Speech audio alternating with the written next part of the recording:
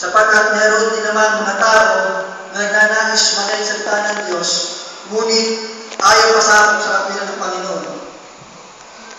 Ang mga pariseo ay ganun. Sana hindi tayo ganun. At ngayon, ating bukasin, natin ang ating mga Bible, 1 Corinthians chapter 16, verse 20. 1 Corinthians chapter 6, verse 20.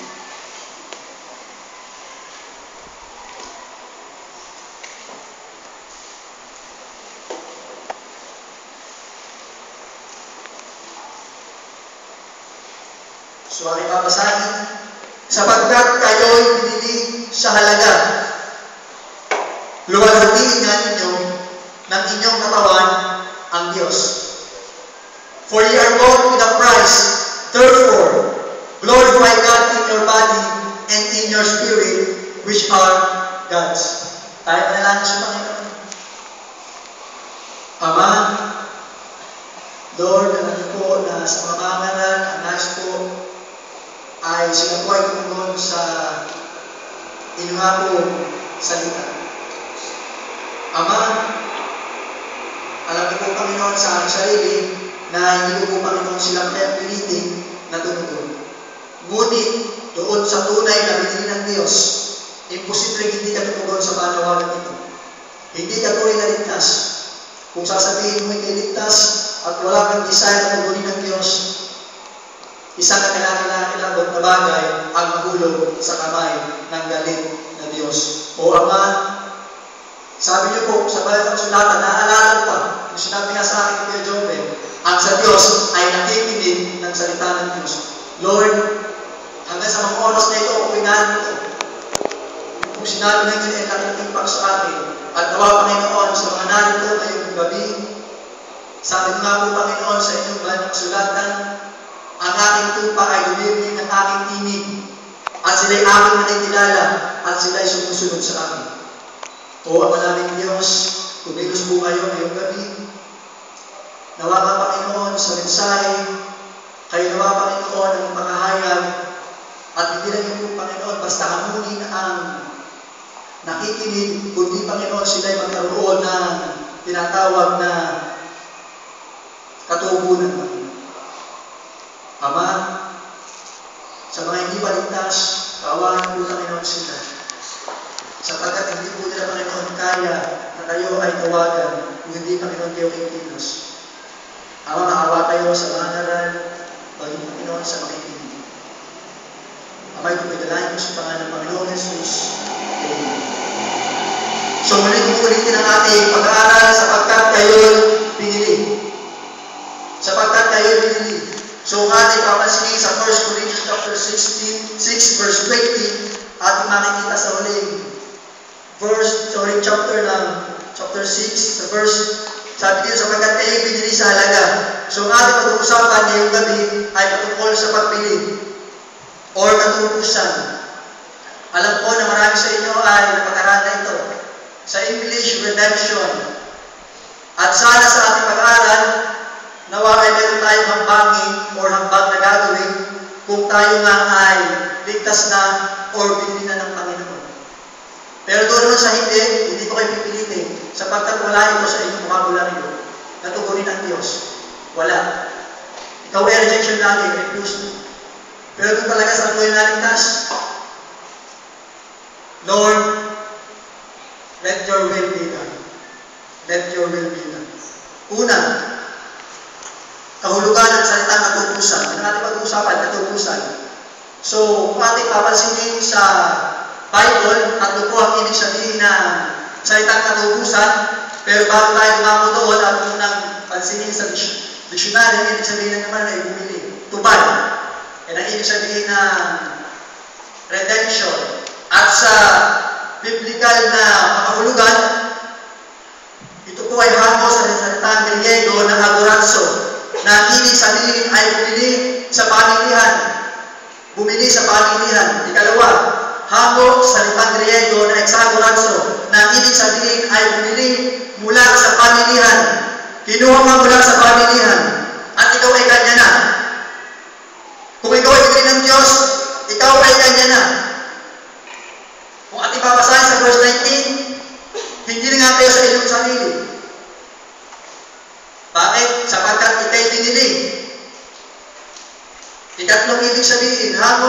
salitang Griego na lutro na ibig sabihin ay palayain o hindi na muli magiging alipin pa. Kung ikaw ay piling ng Diyos, hindi ka na pwede maging alipin pa ng kasalanan. At alam kong ito yung napag-aralan nyo na rin. So yung po ibig sabihin ng katubusan. Pinalaya. So alam niyo po ang katubusan ay ginagamit noong unang panahon sa mga alipin. Alipin. Ngayon natin papansinin, bakit tayo tinanong sa mga tao? Ikalawa, ano ba ang kalagayan ng mga tao tutubusin? Una, kahulugan. Yun nga, doon definasyon. Agorazo, exagorazo, at lutro ngayon. Kalagayan ng mga tao tutubusin. Romans chapter 5, verse 6. Romans chapter 5, verse 6.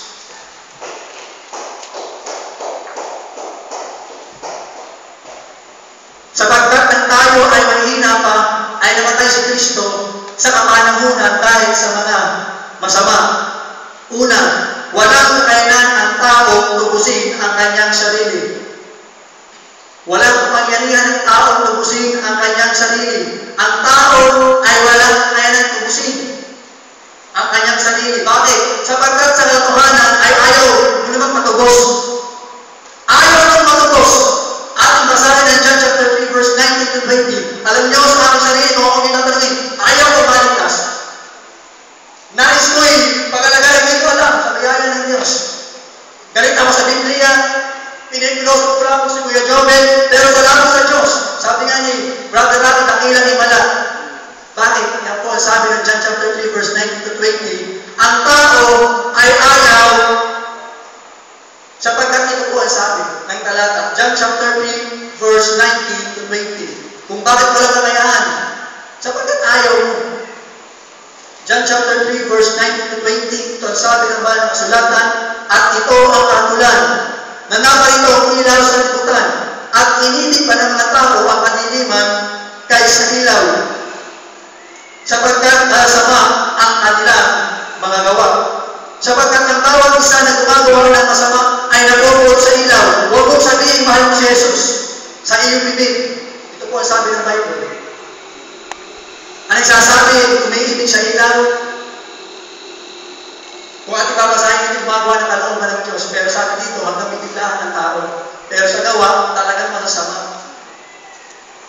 At sa katuhanan nga po, walang kakayanan ang tao tubusin ang kanyang sarili sapagkat sa katotohanan, ito po ang sabi ng banal na kasulatan.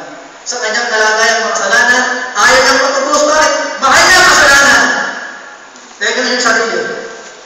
Hanggang sa mga oras sa mga iniligtas, you are enjoying sin. Hinahanap-hanap mo, sabi ng Bible, umiinom ka ng kasalanan ng parang tubig, nakakanig ka sa salita ng Diyos, ayaw mo. Ayaw pa rin sa Panginoon. Ayaw mo patubos. Yan ang kalagayan mo. Kaya sabi ko sa kayo na kanta, kung hindi hihipo ang Panginoon o kikilos ng Diyos ngayong gabi, hindi ka maliligtas. Sapagkat ayaw mo sa Panginoon. Wala kang pangyarihan, wala kang kayanan tubusin ang iyong sarili, sapagkat ikalawa, ikaw ay alipin ng kasalanan. John chapter 8, verse 34. Kung bakit wala kang kayanan tubusin ang iyong sarili, sabi ng John chapter 8, verse 34, ito ang sabi ng banal na kasulatan. Sinagot sila ni Jesus, katotohanan sinasabi ko sa inyo, ang bawat nagkakasala ay alipin ng kasalanan. Idinhin ng Panginoong Jesucristo na ang bawat nagkakasala ay alipin ng kasalanan. At kapag sinabing alipin, wala nang ibang gagawin kundi sundin ang nais ng iyong Panginoon. At ang tao po ay alipin ng kasalanan. At maraming tao hindi alam yun. Alam mo, hindi alipin ng kasalanan. Ngayon, alam mo na ako pala alipin ng kasalanan. At ang aking ginagawa ay puro sukulan. Sabi nga kanina, kapag sinabing alipin, wala siyang ibang paglilingkuran kundi ito. Ang ating pagkatao ay lubos nating inalaga sa paggawa ng kasamaan. Sabi ng Ecclesiastes chapter 8 verse 11.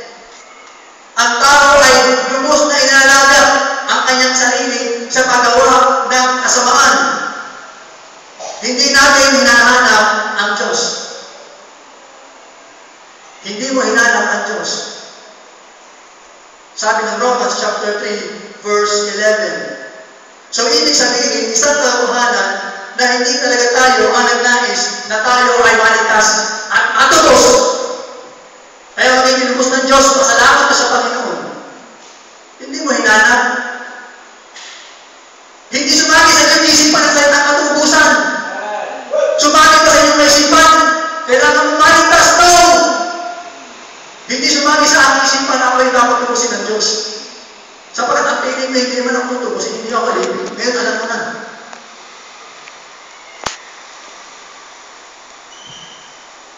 At sabi po ng Bible, wala rin tayo kakayanan sapagkat wala tayong ibabayad sa Diyos upang tayo maging malaya. Ano ibabayad mo sa Diyos para maging malaya ka? Sabi ng Isaiah chapter 64 verse 6, maging ang iyong katwiran ay magbasahan lamang sa Panginoon.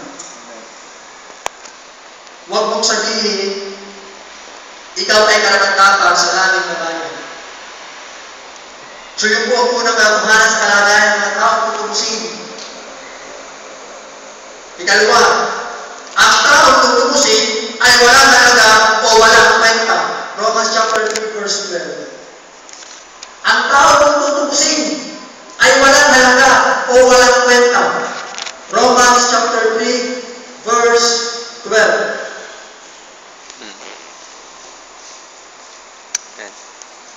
Ito po ang sabi ng Banal na Kasulatan, silang lahat ay nagsihis, magkakasamang nawalan ng kasaysayan. They are all gone out of the way. They are together become unprofitable. Useless. Yan ang natawag tutubusin ng Diyos. Basahin natin isang talata upang ating makita ang ating sarili. Psalms chapter 39 verse 5 and 6. Doon sa mga ang piling ay merong sinasabi, may kayamanan na karunungan, kung ano-ano. Ito ang sabi ng Banal na Kasulatan. Psalms chapter 39, verse 5 and 6. Narito, gaya ng mga dakal, ginawa mo ang aking mga kaarawan, at ang aking kulang ay tila wala sa harap mo. Tunay na bawat tao sa kanyang mainam na kalagayan ay pawang walang kabuluhan. Yan po ang taong tutubusin, walang kabuluhan. Useless. Ang tao po sa harapan ng Diyos ay bulok. Walang daming useless. Alam niyo sa ibang translation ng Bible, useless na nakalagay. Doon sa aking devotion, worthless. Walang halaga. Sir, dito bibili na ang ista na inuukod na sa bayan. Ikaw kuya, bibili ka ba? Hindi. Bakit? Abay, bulok. Pero sa mga tinubos ng Diyos, alam mo kung paano tinubos ng Panginoon? Alam mo ba kung paano kalagahan mo? Sabi ng Bible, bulok, inuukod, mabaho. Kung ating mapapasahin mga verses, kung ating mapapasahin, Isaiah chapter 1 verse 6, naroon yung pinapakita ang picture ng tao. Bulok, mabaho, naalunas. Yan po ang kalagayan. Amen. Ng taong tutubusin, walang halaga sa harapan ng Diyos. Alam niyo, nagkasala ang tao, ang piling ng tao siya mahal ng mahalaga. Mas mahalaga sa iyo ngayon ang bulatan na hindi nagkasala. Bakit wala ka nagamit? Ang bulatan na nagagamit pa. Pwede ba ipagdilim? Pangalan sa ista. Ay ikaw, sabi ng Bible, ano gamit mo? Ang araw ay sumisikat tuwing umaga, lumulubog tuwing hapon. Ang hangin ay umiinit. Ikaw, ano ginagawa mo? Hindi mo alam kung bakit ang tao. Yan ang ibig sabihin na walang kabuluhan.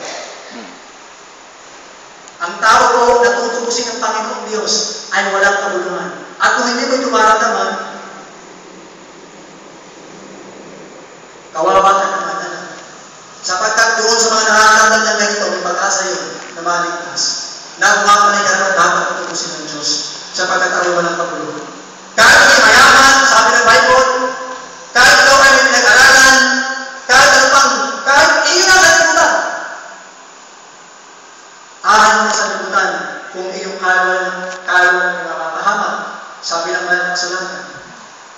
So yung buong kalagayan ng tao, walang halaga o walang kwenta sa harapan ng Diyos. Sapagkat sila hindi naman nagagamit ng Panginoon. Kung kayo pupupulayan ng bawat creation, nagagamit sila lahat ng lupa, nagagamit. Uod, pinakamaliit lang ito, lahat na. Nagagamit yan, ikaw. Pampasira. Alam niyo ba, naghihirap ang creation dahil mo? Kung kayo makakasa, Romans chapter 8, the whole creation groaneth and travailed in pain together. Sabi ng Romans chapter 8, naghihirap ang utusa. Sino may dahil tao? Tayo. Yun po ang sabi ng banal na kasulatan. Kaya nga huwag mong isipin, kailangan ka ng Diyos. Tayo kung makikita sa iyo. Inyong gulayan natin yung sarili. Ito makukuha sa atin ng Diyos. Una, wala ka namang matago sa Kanya. Ang tingin sa iyo ng Diyos, basura. Tayo nga, kapag tayo nagpapag ng basura, balot naman tayo umaasma. At hindi tayo nagkakami ng basura. Sa isang magandang lalagyan. Kundi ating itinatapon. Same sa Diyos. Same po sa Panginoon. Ikatlo, ang tao ay walang karapatan sa Diyos. Romans chapter 9, verse 19 to 21. Una, ang tao ay walang kakayanan tubusin ang kanyang sarili. Ikalawa, ang tao kung tubusin ay walang kwenta, basura, at walang halaga. Ikatlo, nakakilala sa Panginoon. Wala kang karapatan sa Kanya. Romans chapter 9, verse 19 to 21. Sasabihin mo nga sa amin, bakit umahanap pa siya ng kamalian? Sapagkat sino ang sumasalansan sa kanyang kalooban? Ngunit o tao, sino ka ang tumututol sa Diyos? Sasabihin ko na ang bagay na ginawa ko doon sa gumawa sa kanya, bakit ako ginawa ganito? O wala ba ng kapangyarihan sa putik ang pagkapalayo upang gawin sa isa lamang limpag ang isang siglang sa ikupuri at ang isa isang gayiyan?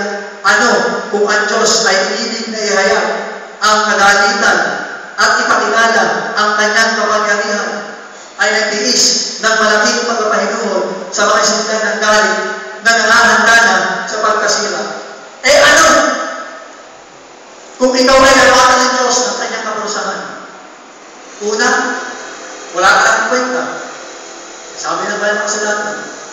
Ikatlo po, walang karapatan ang tao sa Diyos. Ang tao ay walang karapatang pilitin o obligahin ng Diyos na siya ay kanyang iligtas. Dapat ito maintindihan yan. Pipilitin mo ang Diyos. Ba't ang Diyos ay nilikha ay para anak mo ito? Hawak na ng tao. Nung nilikha ang Diyos na tao, sumikat ka niyan. Nung nilikha ang Diyos sa 104, bituin ka lang ng tao. Ano mo gawin sa tao? Ano mo sa tao? Parang bawin na ata ng tao. No! Wala nang karapatan sa Diyos. Kung bakit ka lang nilikha ng Diyos, mahal sa kanyang kapangyarihan at kalwalhati ka. Yan ang dapat mong maintindihan. Dapat natin maintindihan ang bagay na yun, mga minamahal. Wala tayong patago sa Panginoon, katulad sinabi ko kanina. Wala kang patago sa Diyos. Ang Diyos ang merong marapatan sa atin. Bakit? Sapagkat siya ang creator, tayo ang creation. So yun po yung mga kalaban ng tao tutubusin. Walang karapatan sa Diyos, walang kwenta, walang kapangyarihan sa kanyang sarili. Wala kasing pambayad. Alam niyo nung unang panahon, wala akong pambayad ng alipin. Kung yung pag-aaralan ng history nung unang panahon, kapag sinabing alipin, yan ay hindi binabayaran ng amo. Yan ay nagtrabaho lang sa amo para mabuhay. At kapag mayroong bumilihan, doon sa alipin niya halimbawa si Remus, ako'y binili ako alipin, kay Remus na ako, lahat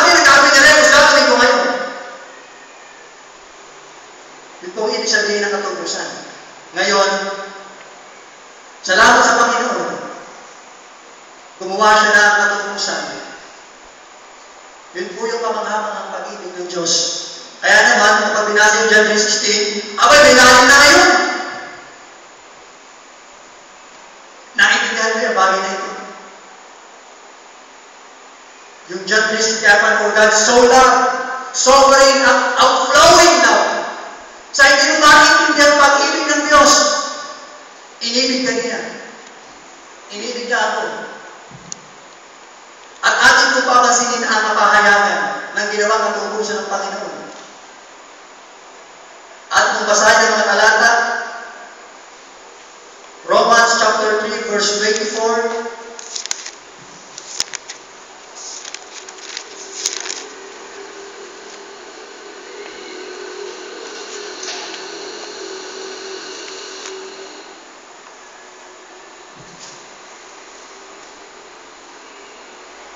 palibhasa'y inaanap na walang bayad ng kanyang biyaya sa pamamagitan ng pagtubos na kay Kristo Jesus, na siyang inilagay ng Diyos na maging pampalubag loob sa pamamagitan ng mananampalataya sa kanyang dugo upang may pakilala ang kanyang katwiran dahil sa hindi pagpansin sa mga kasalanan na nagawa o na nagdaang panahon sa pahinuod ng Diyos. Alam niyo ba kung bakit ang Diyos nagtutos? Una po para ipakilala at para mamangha ang tao sa gagawin niya. Sabi dyan, upang ipakilala ang kanyang katwiran, to declare His righteousness. Ibig sabihin, ang Diyos pala gumawa ng kaligtasan upang makilala mo siya. Makita mo ang Panginoon, ang kanyang buong pagkatao doon sa krus ng Kalbaryo. Unang-una, sabi ng Romans chapter 3 verse 25, at sa Romans chapter 3 verse 24, para din naman sa kaligtasan ng mga tao. So ngayon, paano po niya ginawa ang katubusan? Ating papansinin Romans chapter 8 verse 2, basahin natin, bago natin bulayin. Romans chapter 8 verse 2,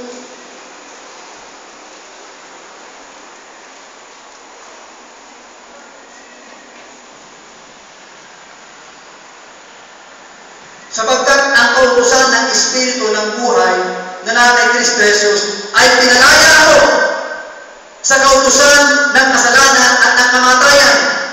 Sapagkat ang hindi magawa ng kautusan na mahina sa pamamagitan ng laman sa pagsusuko ng Diyos sa kanyang sariling anak na nagkanyang lamang sa darin. At dahil sa kasalanan ay hinatulan ng Diyos sa laman ang kasalanan. Amen. Sabi ng banal na kasulatan, ang kasalanan ng tao ay hinatulan kay Jesus. Ang kasalanan ng tayo ay hinatulan kay Jesus. Sa katawan ni Jesus. Isipin niyo yung kasalanan mo sa katawan ni Jesus. Hinatulan, binayaran. At ating basahin na ang mga talataan 2 Corinthians chapter 5 verse 21. 2 Corinthians chapter 5 verse 21.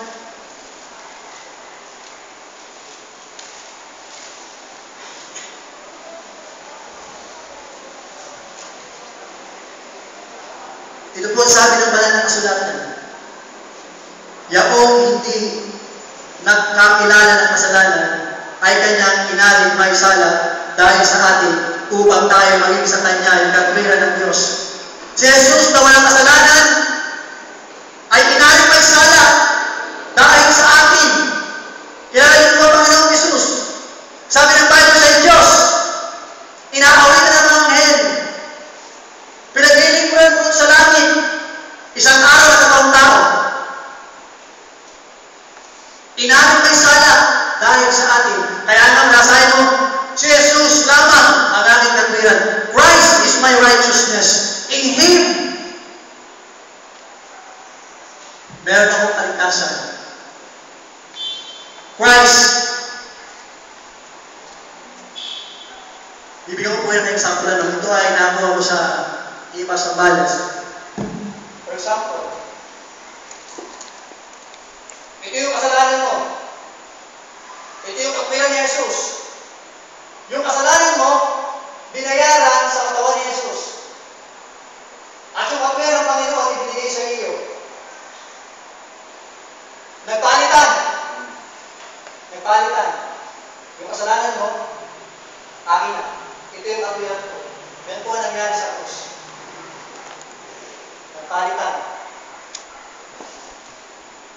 Inatin ay sala ang Panginoon Jesus. Yun lang ang tanging paraan para tubusin ka ng Diyos.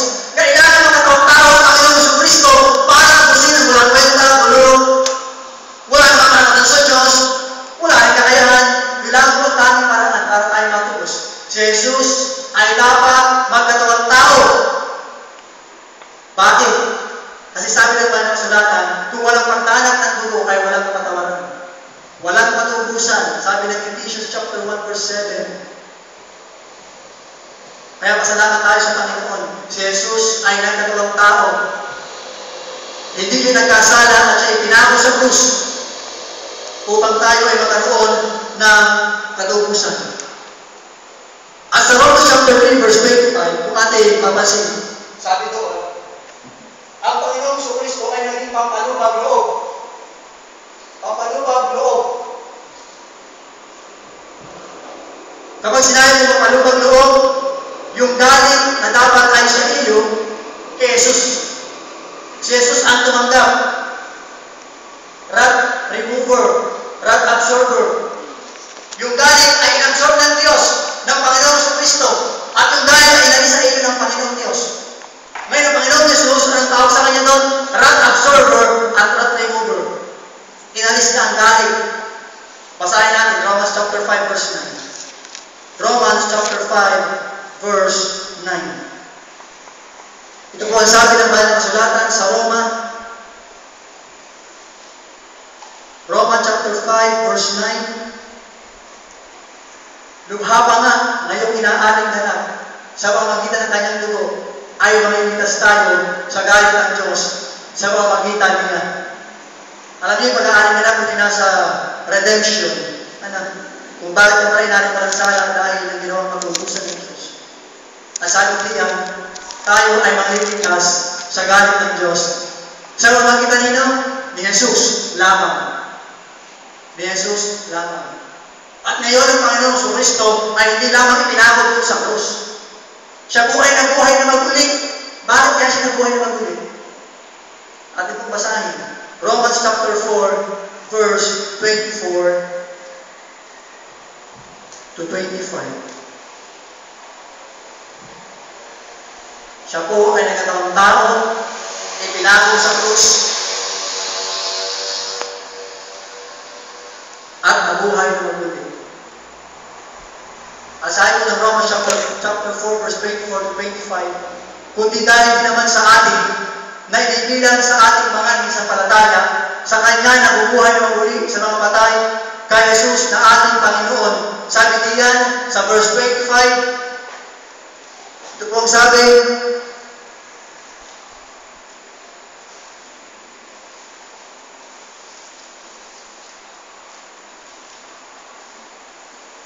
na ibinigay dahil sa ating mga kasuwayan at binuhay na maguli sa ika-aaring ganap natin.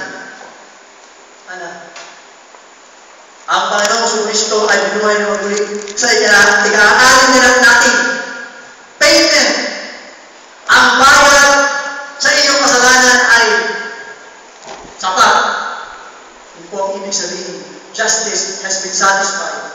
Yung pambayad, si Jesus ay ginawang pambayad. At ang ibig sabihin ng magkabuhay ng muli,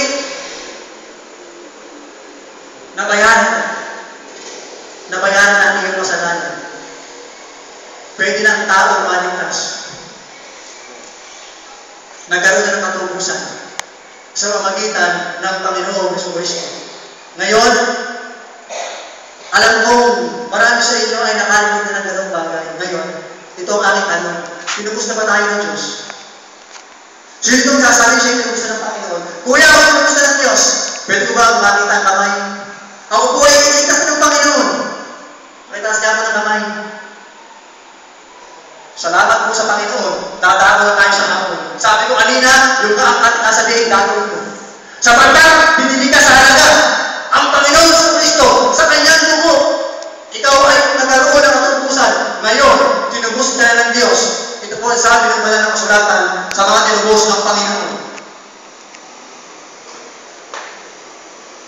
Layunin ng Diyos na pisahin ang lahat ng kanyang mga tinubos.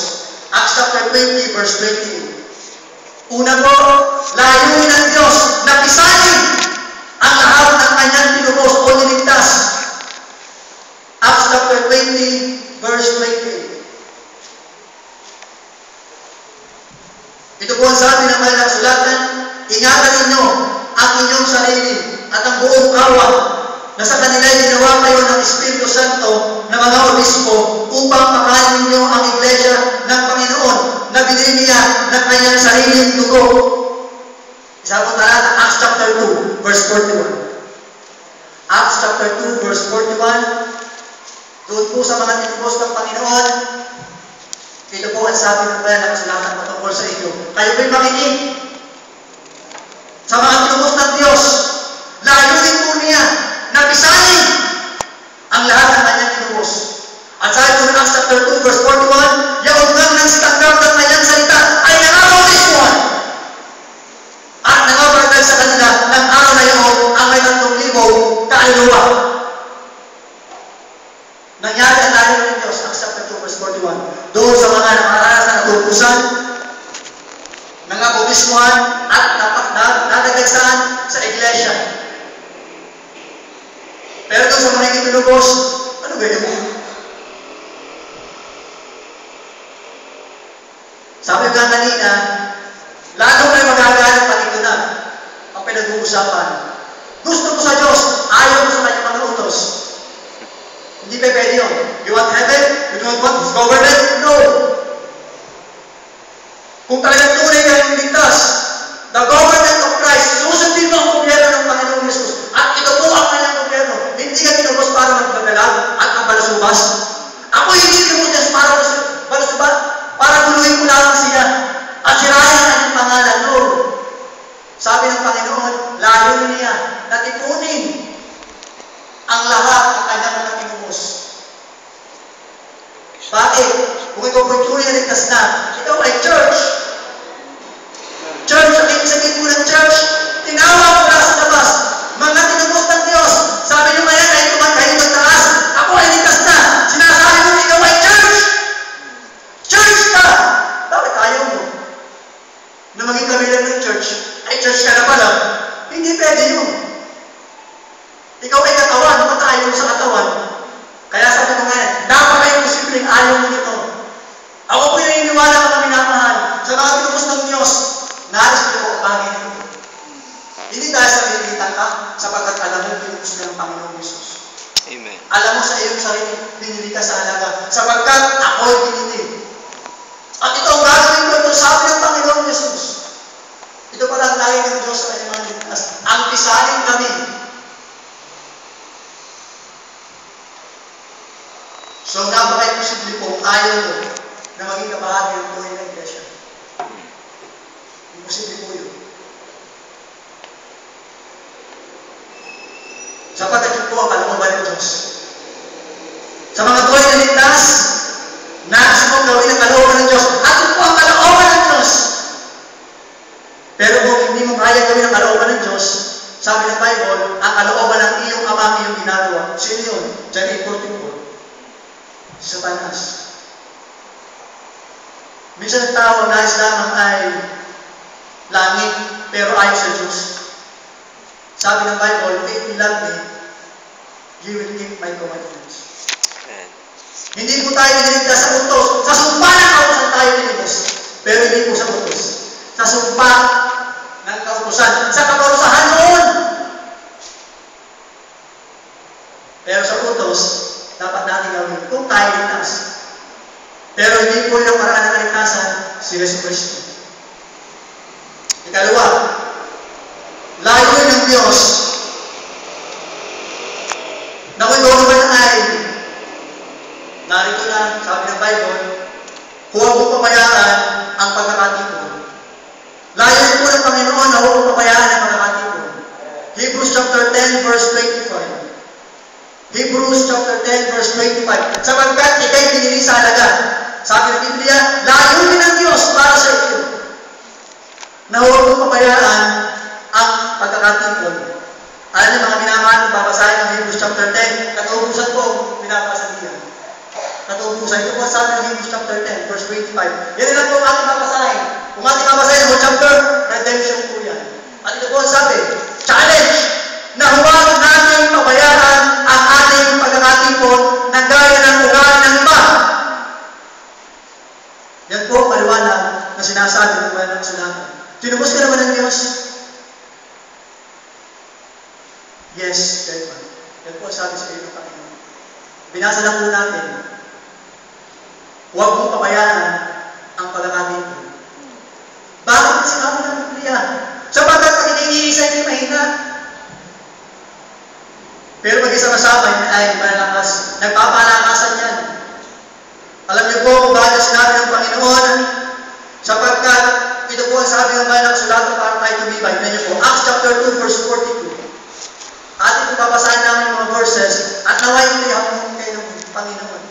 Sa mga verse na ating babasahin, nawa tayo bibilusin at magkaroon ng desisyon sa ating buhay. Acts chapter 2 verse 42. Pagkatapos nilang makabilang sa iglesia, ito po ang kanilang ginawa. At sila'y nagsipanatiling matibay sa turo ng mga apostol at sa pagsama-sama, sa pagpupulputo ng tinapay at sa mga pananalangin. Sila pa magkakasama dito. Yan po ang sabi ng bayan ng sulatan. Kung bakit huwag mong dapat pabayaan ang pagkakatipon. Sapagkat ito po ay para sa ating ikalalago at ikatitibay. At ito pa nga po ang sabi ng Panginoon, Ephesians chapter 2 verse 19. Efeso chapter 2 verse 19. Kung bakit dapat huwag natin pabayaan ang pagkakatipon sapagkat ito po ang sabi ng Ephesians chapter 2 verse 19. Kaya dahil hindi na kayo mga kaibang lupa at mga manlalakbay, kundi kayo mga kababayan na kasama ng mga banal at sambahayan ng Diyos. So kayo po ay sambahayan ng Diyos. At dapat lamang naroon sa iyong sambahayan. Yun po ang sabi ng mga kasulatan. Dapat hindi mo nakikilitan, dapat. Sapagkat ako binili sa halaga. Babalik ulit tayo doon. Sapagkat ako binili sa halaga, dapat ito doon. Hindi na kailangan pilitin ng torsahin. Ang isda, hindi na kailangan pilitin ng amoy. Sadyang lalang yan. Sapagkat siya isda, ngayon, tinubos ka na. Anak ka na ng Diyos. Ay, posibleng pilitin ka dito. Nais ko yan, gusto ko yan po yan. Walang problema sa akin. Bakit? Tinubos na ako ng Panginoon.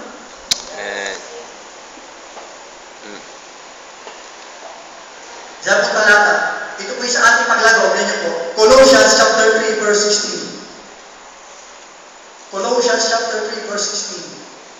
Kung bakit dapat hindi pabayaan, sapagkat napakalaki po ng biyaya na meron dito sa pagtitipon ito. Tingnan ninyo kayo narito. Meron kayong biyaya na hatin kayo sa salita ng Diyos at yung biyaya sa inyo. Ito po ang sabi ng Colossians chapter 3 verse 16. Manaanawang sagana sa inyo ang salita ni Kristo ayon sa buong karunungan. Kayo'y mga turuan. Paano tuturuan ka sa isa? Hindi ka makakawakate. Kasi tuturuan mo sarili mo. Hindi mo masamang turuan ang sarili. Sabagat tayo may personal na pag-aaral din. Pero sabi niya, magpaalahan sa isa. Paano mo magpaalahan sa loob? Hindi wala mo. So dito po nangyayari yung mga bagay-bagay niya na sa ating bibiyaya. At sabi nga dito, sa pamagitan ng mga salmo at ng himno at ng mga awit na ukol sa Espiritu na magsiamit kayo may biyaya sa inyong puso sa Diyos. Una, layunin po ng Diyos ang mga tinubos niya. Isanin, maging kabahagi ng tinatawag na iglesia. Bakit? Sa katotohanan ng iglesia ka na. Church! Sapagkat ang ibig sabihin po ng church, tinawag mula sa Diyos. Mga tinubos ng Diyos. Ikalawa, huwag mong pabayaan ang pagkakatipon. Ikatlo, ito may matapos na tayo. Layunin po ng Diyos na patuloy 2 Peter chapter 2, chapter 3, verse 18. 2 Peter chapter 3, verse 18.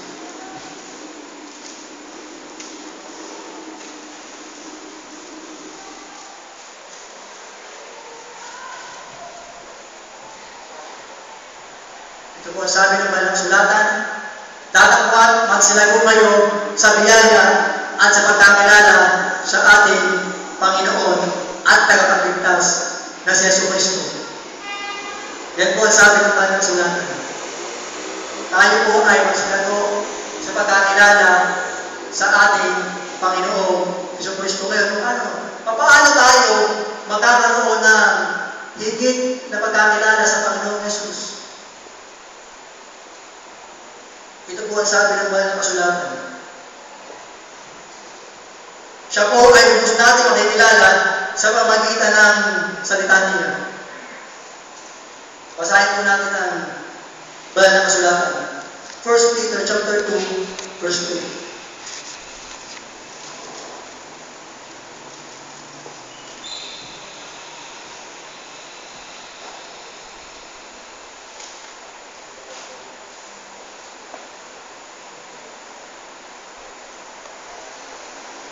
As newborn babes, desire the sincere milk of the word, that ye may grow thereby. Desire the word of God. Yun po ang sabi ng Banal na Kasulatan. Sapagkat ang Banal na Kasulatan ay siya po ay nagpapakilala sa persona ng ating Panginoong Jesucristo. Hindi mo siya makikilala sa kung saan man panoorin mo sa video. Makikilala mo si Piolo. Buhay ni Piolo, nagkahiwalay na sila. Alam mo, kwento patungkol sa kanya. Pero kung kwento patungkol kay Jesus, wala kang alam. Pero kung hindi kinumisa ng Panginoon, ito po ang sabi sa iyo ng Panginoon Jesus. Kilalain mo ako. Kilalain mo ako. Yan po ang sabi ng Banal na Kasulatan.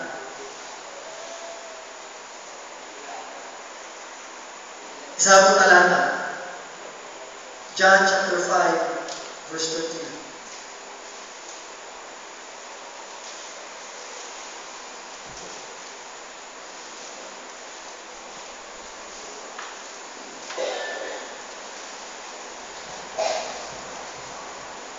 Kung sabi ng Bible, saliksikin ninyo ang mga kasulatan sapagkat iniisip ninyo na sa mga yaon ay mayroon tayong buhay na walang hanggan. At ang mga ito'y siyang nagpapatuo tungkol sa akin. Walang ibang aklat na nagpapatuo tungkol sa Panginoong Jesucristo. Kundi ito ang Banal na Kasulatan. So ngayon, yan po ang layo ng Diyos sa ating marami pa. Sa paglalakad natin sa buhay pananampalataya. At sabi nga sa ating text, sapagkat kayo'y binili sa halaga, luwalhatiin nga ninyo ang Diyos sa inyong katawan. So sa ating pagkatapos, sa mga tinubos ng Panginoong Jesucristo, hinihintay mo niya na gawin mo ang mga bagay. Amen po ba? Pero pagkatapos ng lahat, at ikaw ay nagalit pa sa akin, sadyan tunay ang sabi ng Banal na Kasulatan. Ang mga salita ni Jesus ay nakasulat sa akin. Ano? Mas nagamang naramdaman ayaw talaga sa ilaw sapagkat ang iyong gawa ay magsama. Pero doon sa tuwing tinubos, Lord, your will be done. Your will be done. Dapat lamang mangyari ito sa iyo. Mga minamahal, kung kayo po ay tinubos ng Diyos, dapat po ito mangyari sa iyo. Ito ay gagawin mo. Itong mga sinabi ko, ito ay gagawin mo, hindi dahil sa pipilitan ka. Alam mo, ano ko lang pinihit ako ng Well, pinihit ako ng Brother Job. Pinihit ako, kaya ako narito ngayon. Yes, may umilit sa iyo ang pag-ibig ni Jesus. Ang umilit sa akin po na gawin ko ang mga bagay na yun. So sana, ito po ay ating magawa sa ating buhay. Sapagkat tayo po ay pinilisanan. Basahin po natin ang isa na lang text bago tayo manalangin. Romans chapter 6 verse 3. Romans chapter 6 verse 20. Ito po ang sabi ng banal na kasulatan sa aklat ng Roma. Sapagkat ang kayo ay mga alipin ng kasalanan, kayo'y laya tungkol sa katwiran. Sabi po ng Bible, sapagkat ang kayo ay mga alipin ng kasalanan, kayo'y laya tungkol sa katwiran. Balikan po ninyo kung anong kalagayan ninyo. Walang kwenta, basura, nakahanda sa pagkasira, hindi naman ako dapat iligtas, wala akong karapatan sa Diyos, pero ako'y kanyang inubos. Ngayon, ang Diyos ay merong demand sa iyo na dapat mong gawin sapagkat ikay pinilisanan. Sapagkat ikay pinilisanan. Sana pagkatapos niyong marinig ang aking sinasabi, magkaroon ng pagbabago sa iyong puso. Gagawin mo yun.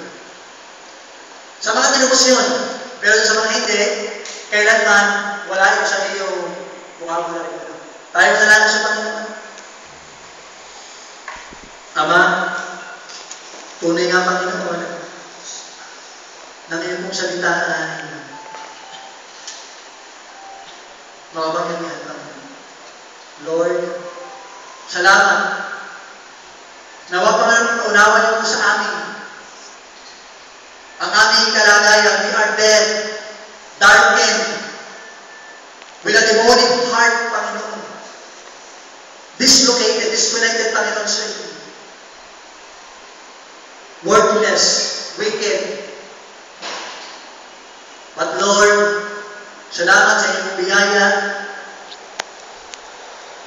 Kayo po ay gumawa ng katungkusan. Una rin sa lahat para kayo ay aming makita at hangaan ng Panginoon sa krus at upang kami iligtas, Panginoon. Lord, nawa Panginoon sa iyong tinubos.